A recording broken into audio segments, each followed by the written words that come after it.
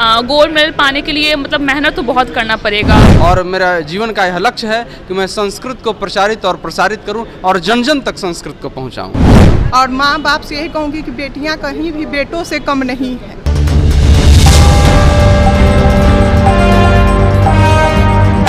पटना विश्वविद्यालय वार्षिक दीक्षांत समारोह कृष्ण मेमोरियल हॉल में मनाया गया, जिसमें 1500 छात्रों को सम्मानित किया गया। आपको बता दें कि वार्षिक दीक्षांत समारोह में बिहार के राज्यपाल सह कुलाधिपति फागू चौहान, पटना विश्वविद्यालय के कुलपति गिरीश चौधरी के साथ साथ उप कुलपति और सभी संकायों के संकायाध्यक्ष मौजूद रहे। आपको बता दें कि 1500 छात्रों में 312 पीएचडी धारक छात्रों को सम्मानित किया गया। वहीं पर 38 छात्राओं को गोल्ड मेडल से सम्मानित किया गया, जिसमें 24 लड़कियां थीं। हमने गोल्ड मेडल से सम्मानित छात्राओं से बात किया, क्या कुछ कह रहे हैं गोल्ड मेडल से सम्मानित किए गए छात्र, पहले सुनिए।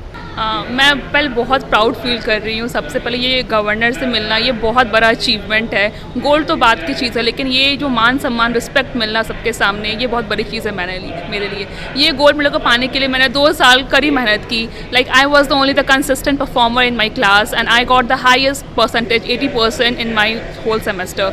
सो मैंने जितना मेहनत किया उसके हिसाब से मुझे ये अवार्ड मिला। मैं बहुत खुश हूँ आज। इसके लिए मैंने बहुत वेट किया। कोविड के चलते हमारा कॉन्वोकेशन डिले भी हो गया था, बट फाइनली आज ये हो गया, तो I am very much happy. And presently I am working as a superintendent in social welfare department project called मुख्यमंत्री भिक्षावृत्ति योजना। सो मैंने अपना ग्रेजुएशन पटना वुमेन्स कॉलेज से कंप्लीट किया है। आगे क्या करना चाहती हैं? आगे मैं जनरल कॉम्पिटिशन का तैयारी कर रही हूँ। मैं परीक्षा देती हूँ। गोल्ड मेडल पाने के लिए मतलब मेहनत तो बहुत करना पड़ेगा। आंसर राइटिंग प्रैक्टिस आपको डेली करना पड़ेगा। लाइक मैं तो अपना आंसर डायग्राम्स बनाती थी। मेरे आंसर्स में डायग्राम्स फ्लो चार्ट बहुत रहते थे जो आई कैची होते हैं, वो एग्जामिनर को कैच करते हैं, वो मार्क्स ज़्यादा देते हैं उससे। डायग्राम प्लस आपका वो लेबलिंग हो गया, नोट्स हो गया, पॉइंट्स हो गया, वो सब करने से एक परफेक्ट आंसर रेडी होता है। और मैंने अपना सारा नोट्स इग्नू के PDF से प्रिपेयर किया था। सो वो मुझे बहुत हेल्प किए। Thank you. हार्दिक प्रसन्नता का अनुभव हो रहा है कि मैं संस्कृत विषय से गोल्ड मेडलिस्ट हुआ हूँ। संस्कृत में भारत की आत्मा बसती है, संस्कृत में भारत की प्रज्ञा है, और भारत के ज्ञान और विज्ञान को अगर समझना होगा तो संस्कृत जैसी भाषाओं का ज्ञान रहना अनिवार्य है। और मैं आज बहुत हार्दिक रूप से प्रसन्न हूँ कि बिहार के महामहिम राज्यपाल, बिहार के यशस्वी शिक्षा मंत्री जी ने मुझे स्वर्ण पदक से सम्मानित किए हैं, और मैं बहुत प्रसन्न हूँ।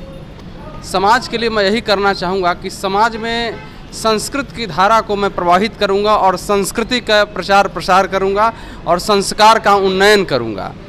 मेरा यह उद्देश्य है, मेरा यह मकसद है। इसलिए कि मैं शुरू से ही संस्कृत और संस्कृति का मैं प्रचारक रहा हूँ, मैं वेद और ज्योतिष का प्रचारक रहा हूँ। इसलिए मैं आज भी चाहूँगा, और मेरा जीवन का यह लक्ष्य है कि मैं संस्कृत को प्रचारित और प्रसारित करूँ और जन जन तक संस्कृत को पहुँचाऊँ। मैं पटना विश्वविद्यालय के अपने तमाम जूनियर छात्रों को मैं यह संदेश देना चाहूँगा कि संस्कृत को पढ़िए, बहुत मन से संस्कृत को पढ़िए। संस्कृत में रोजगार की असंख्य संभावनाएं हैं, और उसको पढ़िए, मनोयोग पूर्वक संस्कृत पढ़िए, और संस्कृत से पढ़कर संस्कृत का विकास कीजिए।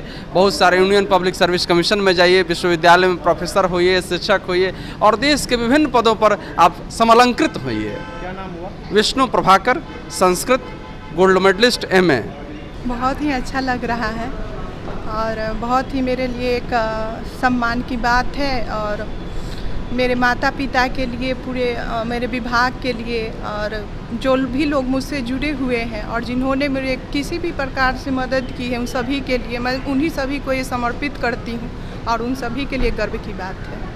मैं अपने जूनियरों को यही संदेश देना चाहूँगी कि वो जो यूनिवर्सिटी सिस्टम में जो पढ़ाई पे अपना ध्यान दे, वहाँ पे जो बहुत सारी चीज़ें हैं जो उनको अपने पढ़ाई से भटकाव की ओर ले जाएगा, उस पर ध्यान न दे और अपने पढ़ाई पर ध्यान दे, अपने शिक्षकों का आदर करें और अच्छे से मेहनत करें। कौन कौन विषय पर ज़्यादा ध्यान दें? और जैसे मुझे गोल्ड मेडल हिंदी से मिला है, तो मैं बोलूँगी कि हिंदी में 16 पेपर पढ़ना है MA में, तो आप हर एक पेपर पे ज़्यादा ध्यान दें। ये नहीं कि इसको कम पढ़ेंगे तो हो जाएगा, उसको कम, और शॉर्टकट मेथड नहीं अपनाएं। ये मतलब स्मार्ट पढ़ाई करें और किसी भी तरह से मतलब अच्छे से पढ़ाई करें। सम्मान के बाद आगे क्या करना चाहेंगे आप? आगे क्या करना, आगे तो अभी मैं कर रही हूँ, अभी मैं PhD कर रही हूँ पाटलिपुत्रा यूनिवर्सिटी से। और मेरा जैसे कि मेरा आगे का फ्यूचर है कि असिस्टेंट प्रोफेसर बनना है, तो उसके मेरे आधी यात्रा मैंने उसकी तय कर ली है। मैंने अपीयरिंग में ही नेट निकाला है, अपीयरिंग में ही JRF निकाला है।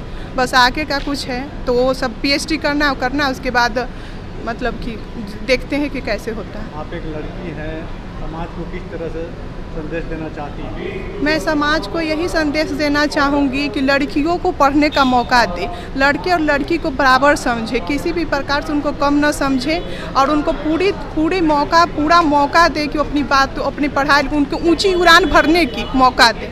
और माँ बाप से यही कहूँगी कि बेटियाँ कहीं भी बेटों से कम नहीं है, इसलिए उनको पूरी तरह मतलब अच्छे से पढ़ाएं। क्या नाम हुआ? चांदनी प्रकाश। ऑनर्स क्या है? हिंदी। बहुत ज़्यादा खुशी है हम लोग का, ये कोविड वगैरह सब निकल करके आज डिग्री मिल रहा है। मैं यही संदेश देना चाहती हूँ कि बहुत लगनशीलता से और बहुत पेशेंस के साथ यदि अच्छे से पढ़ाई करें तो फिर अच्छा आप कर सकते हैं। आपने साफ तौर पे सुना जिस तरीके से गोल्ड मेडल से सम्मानित हुई हैं छात्राएं, और तो उन्होंने साफ तौर पे कहा है कि कड़ी मेहनत के बाद हम लोगों ने गोल्ड मेडल प्राप्त किया है। आने वाले जो भी जूनियर हैं उन्हें कड़ी मेहनत करना पड़ेगा, सभी विषयों पर बराबर पढ़ाई करनी होगी और वहीं पर डायग्राम, जो पढ़ाई के साथ साथ डायग्राम भी बनाने की ज़रूरत है।